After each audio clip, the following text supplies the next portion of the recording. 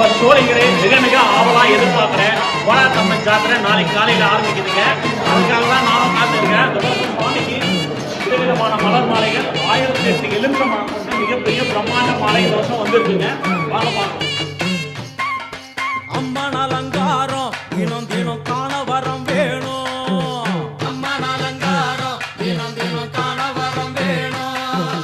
அம்மன் அலங்காரம் கண்டுவிட்டா நம்ம குறை தீரும். அம்மன் அலங்காரம் கண்டுவிட்டா நம்ம குறை தீரும். அம்மனுக்கு விரதம் ஆதி முதல் இன்று வரை வழக்கம். அம்மனுக்கு விரதம் ஆதி முதல்